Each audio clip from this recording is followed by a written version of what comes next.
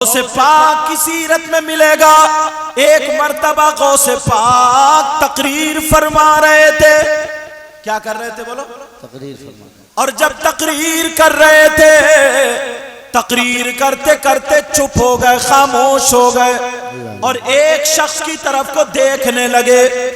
और वो शख्स क्या कर रहा था? वो आराम से सो रहा था, मजमे में बैठा हुआ, आंखें बंद है, सो रहा है। मगर बड़े पीर उसकी तरफ को देख करके खामोश हो गए। सारे लोगों ने सोचा ये कितना कैसा शख्स है कि बड़े पीर की तकरीर में सो रहा है। बड़े पीर उठे और उठ करके उसकी तरफ को चले। लोगों ने सोचा इसे महफिल से निकाल दिया जाएगा, लोगों ने सोचा इसे डांटेंगे, लोगों ने सोचा इसे मारेंगे, लोगों ने सोचा बड़े पीर आज इसका कान पकड़ेंगे, महफिल से बाहर कर देंगे।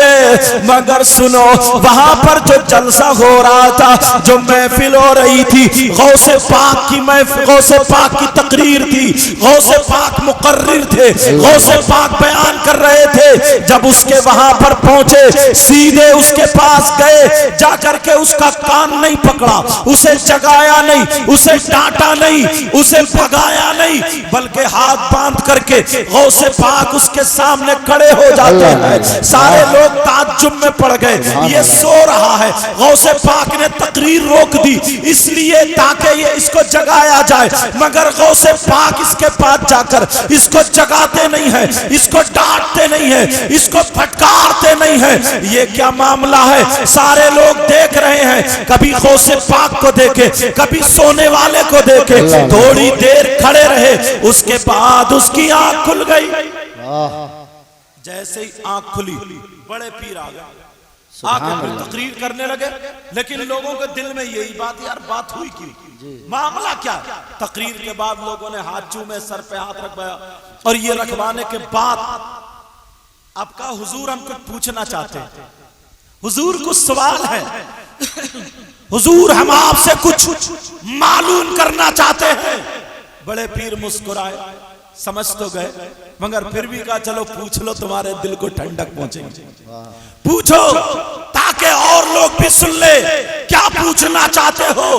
तो बड़े पीर से उन लोगों ने कहा हुजूर ये शख्स है जिसको हम पकड़ के लाए हैं, इसे मजमे में सोना नहीं चाहिए था, मगर ये मजमे में सो गया, इसे आपको डांटना चाहिए, इसे मजमे से निकालना चाहिए। आपने तकरीर छोड़ी, इसके पास आ गए, आपने डांटा नहीं मगर खड़े हो गए। इतना बता दे सरकार, आपने इसे डांटा क्यों नहीं, हाथ बांध के क्यों खड़े रहे? तो बड़े पीर ने क्या जवाब दिया? बड़े पीर कहने लगे मैं बाद में बताऊंगा, पहले इससे पूछो कि तू सो रहा था, सोते सोते तू ख्वाब में क्या देख रहा था, इससे पूछो।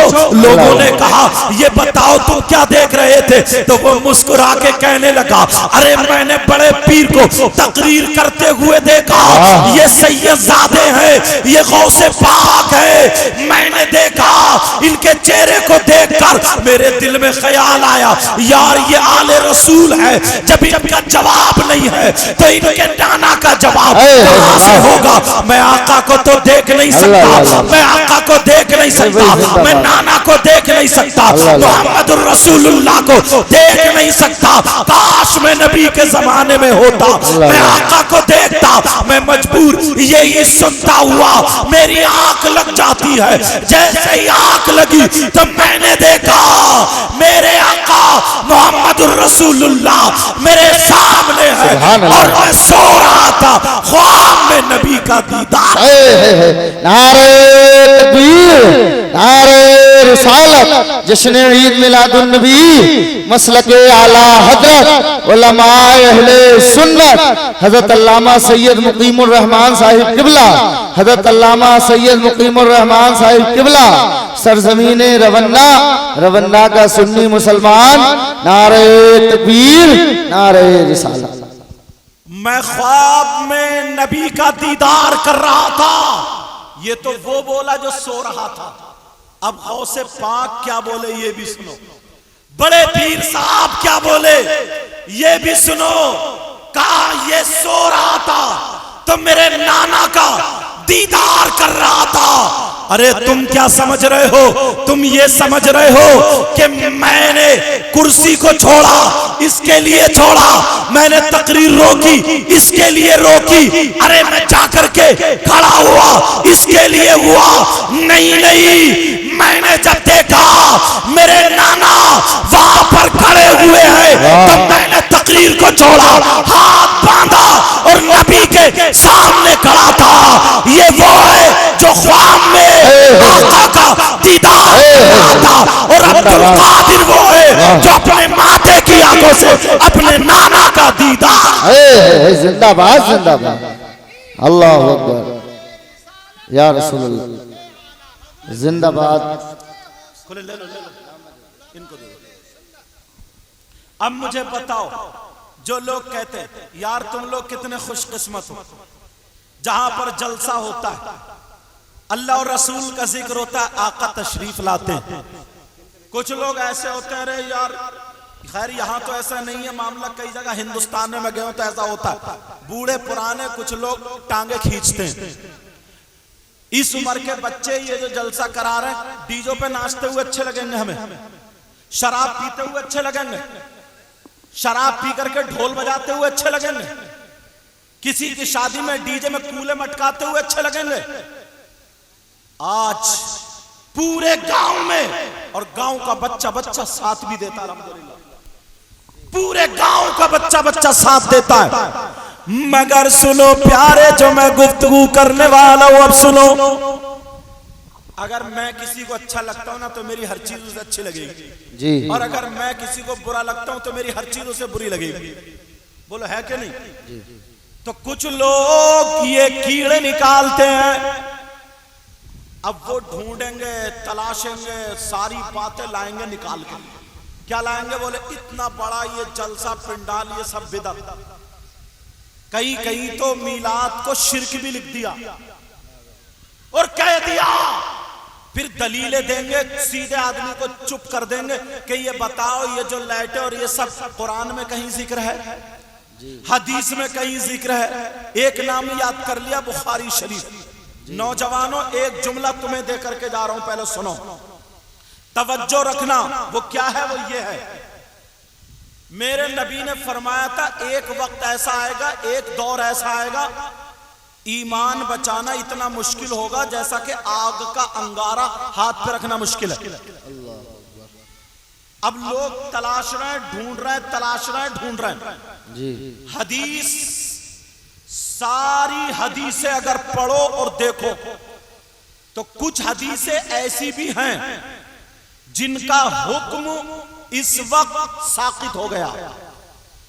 हदीस जो नबी ने फरमाया, अभी जो जोर शोर चल रहा है यहां मुझे पता नहीं, किसी मौलवी ने अगर बुखारी शरीफ पढ़ना शुरू करी, पढ़ता चला गया, और आजकल मोबाइल का दौर है, पढ़ता चला गया, पढ़ता चला गया, पढ़ता चला गया। अब नमाज पे पहुंचा, नमाज पढ़ने का तरीका आया कि हमने नियत बांधी, नियत बांधने के बाद अब पढ़ने के बाद हम रुकू में जाएंगे तो ऐसे हाथ उठाएंगे जिसको रफ़ा यदैन बोलते हैं।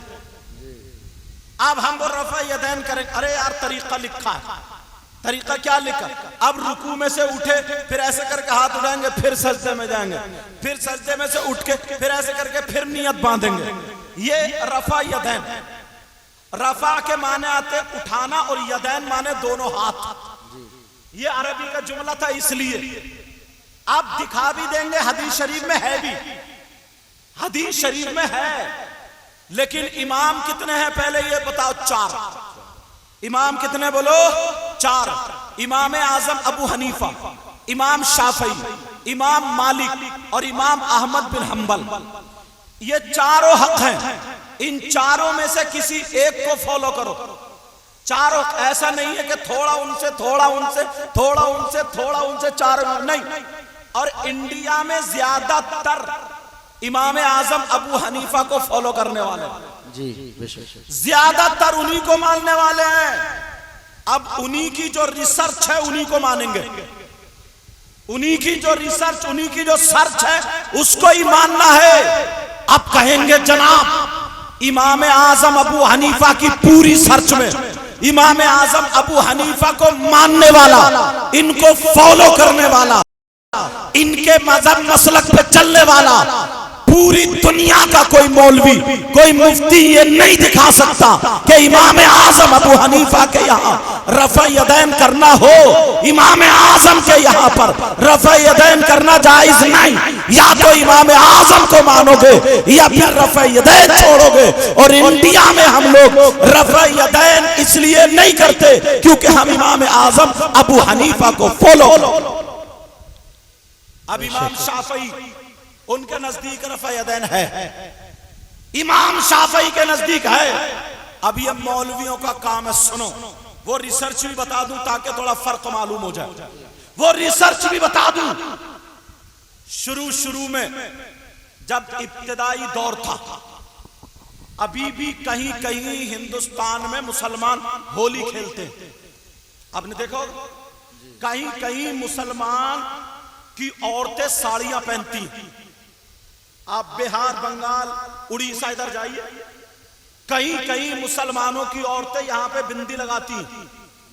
अरे लगाती नहीं लगाती, यहां पे बिंदी। कहीं कहीं मुसलमान उधर उड़ीसा से आगे जाइए, जिनकी शादी हो जाती है मांग भरती है। ये सब किसका तरीका है? मुसलमानों का, गैर मुस्लिमों का? अरे इतना तो पता ही है। कहीं कहीं गैर मुस्लिम यहाँ पे टैटू बनवाते हैं, मुसलमानों के लड़के अब बनवाने लगे। ये ईसाइयों और यहूदियों का तरीका था, हाथों पे निशान। ये कौन बनवाते थे? लेकिन अब मुसलमान जो सोच रहे हम हीरो हैं, मॉडर्न है, वो बनवाते हैं। लेकिन सुनो, क्योंकि हिंदुस्तान में धीरे धीरे जैसे तरक्की करते गए, जैसे आगे बढ़ते गए, वो सारी चीजें छूट गई। पहले लोग आका अलैहिस्सलातो वस्सलाम के बारे में जब ये बात उड़ गई कि आका के पीछे जो नमाज पढ़ता है और आका दुआ मांगते तो दुआ कबूल होती है। जैसे अगर किसी के बेटे बेटी की तबीयत खराब है, पता चल जाए फला पंडित है, फला हिंदू है, या वो काम करता है, तावीज करता है, सिफली अमल जो भी करता है, तो बाज इतना परेशान होता है, अपनी बहू बेटी या खुद को लेके चला जाता, जबकि उसे मालूम है कि वो पंडित है। वो क्या करेगा? या तो हवन करेगा या फिर किसी मूर्ति का, उसका जो भी तरीका उसके सामने करेगा। वो लोग करेगा नहीं करेगा। लेकिन मुसलमान भी, दाढ़ी वाले भी नमाज मजबूर होकर चले जाते। ऐसे ही मेरे आका का चर्चा हुआ था कि दुआएं करा ले। इब्तिदाए इस्लाम था, इब्तिदाए इस्लाम। लोगों ने कहा तुम अपने खुदा को छोड़ के एक खुदा को मान रहे हो, अरे मोहम्मद के पीछे नमाज पढ़ रहे हो, क्या कर रहे हो? तो उन्होंने अपने दिमाग से निकाला, छोटे छोटे बुतों को बगल में रख के ले जाते थे, छोटे छोटे अपने खुदाओं को टांगों में दबा के लेके जाते थे, ताकि ये तो आगे देख रहे हैं, इन्हें पता थोड़ी चलेगा, हम तो अपना काम निकालने जा रहे हैं। बगल में जो हमारा खुदा बुत है, हम उसी की पूजा कर रहे हैं, इबादत कर रहे हैं। ये उनका नजरिया था। तो फिर जिब्रील ने मेरे नबी को बता दिया, अल्लाह ने कहा जाओ महबूब को बता दो। तो नबी ने हुक्म दिया, ऐ लोगों, अगर तुम्हें नमाज पढ़नी है, इबादत करनी है, तो तुम्हें हाथ उठाना होंगे, तुम्हें हाथ उठाना होंगे। हाथ उठाओ, रुकू में जाओ, हाथ उठाओ, सजदे में जाओ, जिसको रफ़ा यदैन बोलते हैं। लोगों, अब तुम्हें टांगे फैला के खड़ा होना पड़ेगा ताकि बुत निकल के गिर जाए, यहां से गिर जाए। मतलब ये था। लेकिन नबी ने फरमा दिया, हदीस तो है, उसके बाद लोग ईमान में दाखिल हो गए, इतने मजबूत हुए, उन्होंने अपनी औलादे ईमान की खातिर कुर्बान कर दी, अपने जानवर ईमान की खातिर कुर्बान कर दिए, अपने बच्चे ईमान की खातिर कुर्बान कर दिए, उन्होंने अपने आप को ईमान की खातिर कुर्बान कर दिया, अपना तन मन धन सब कुछ ईमान की खातिर कुर्बान कर दिया। इतने मजबूत ईमान हो गए। अब नबी ने फरमाया रफ़ा यदैन नहीं करना है, अब ऐसे ही नमाज अदा कर। जिंदाबाद जिंदाबाद, नारे तकबीर, नारे रिसालत, जश्न ईद मिलादुन नबी, मसलके आला हजरत उलमाए अहले सुन्नत हजरत अल्लामा सैयद मुकीमुर रहमान साहिब किबला, नारे तकबीर, नारे रिसालत। सुभान अल्लाह, सुभान अल्लाह। अच्छा, नबी के बाद फिर हजरत अबू बकर सिद्दीक ने तो नमाज पढ़ी होगी ना, या नहीं पढ़ी? कोई माइका लाल कह देगा हजरत अबू बकर सिद्दीक ने रफ़ा यदैन करा, तो तुम ज्यादा जानते हो या वो ज्यादा जानते थे जिन्होंने नबी का झूठा खाया? वाह क्या गोशा है। अरे मौलाए कायनात हजरत अली की नमाज अच्छी है तुम्हारी, अल्लाह अल्लाह। हमारी नमाज ऐसी है, नियत बन रही है, मच्छर ने काट फड़ाक दे यूं मारा। मौलाए कायनात के तीर लग गया, सजदे में गए, तीर निकलवाया नहीं जा रहा था, सजदे में गए, तीर खींच लिया, अली को पता ही नहीं चला। सुभान अल्लाह, बेशक। मौलाए कायनात हजरत अली की नमाज, इमाम आजम अबू हनीफा आला हजरत, जितने भी इमाम आजम अबू हनीफा के मसलक पे चलने वाले हैं, किसी मौलवी ने नहीं, किसी मुफ्ती ने नहीं, किसी पीर ने नहीं, किसी वली ने नहीं, किसी आलिम ने नहीं रफ़े यदैन नहीं किया, क्योंकि इनके यहाँ रफ़े यदैन है ही नहीं, बगैर रफ़े यदैन के नमाज पढ़ी। अब लोग कुछ सऊदी अरब चले गए जी, अब मोबाइल का जमाना है और लोग देख रहे हैं, तो जो सऊदी अरब में है तो अब ये आंकड़ा लगा लेता है, यार मैं तो हिंदुस्तान में हूं, ये तो काबे में नमाज पढ़ रहा जी, इसके पास ज्यादा मैटर है होगा, इसकी सही। तो सीधे साधे भोले भाले नौजवान ना मोबाइल के जरिए बिगड़ जाते हैं। अब वो गांव में आता है तो नमाज पढ़ेगा, टोपी एक तरफ रख दी उनने और इतनी आस्तीन पहनी, टांग ढोले, नियत बांधी, पढ़ रहे नमाज चल रही है ना। अब लड़के जितने बोले ये वहां भी हो गया, वहां भी हो गया, उसका पीछा जब लिया ना, जैसे कहीं ऊंट आ जा तो कुत्ते चिपट जाते, उसका पीछा लिया ना, बोले वहां भी हो गया, वहां भी हो गया, वहां भी हो गया। वो कहने लगा तुम जाहिल हो, तुमसे कुछ आता ही नहीं है, मैंने सऊदी अरब में देखा लोगों को नमाज पढ़ते होते। अब लड़ाई झगड़े में होते होते होते होते वो यही कहता, हाँ मैं वहां भी हूं, रोक लो, क्या करो, खत्म हो गया वो जी। बेचारे को मार दिया, ले जाकर ढाक के पेड़ से बांध के। हर चीज तुम मोबाइल से नहीं सीख सकते। मोबाइल में भी उन मौलवियों की तकरीरें सुनो जो बाकायदा मौलवी है और सही है, वरना तो ऐसा ऐसा दज्जाल है कि तुम्हें पता भी नहीं चलेगा और ईमान लूट के ले जाएगा। जी बेशक हक बात है।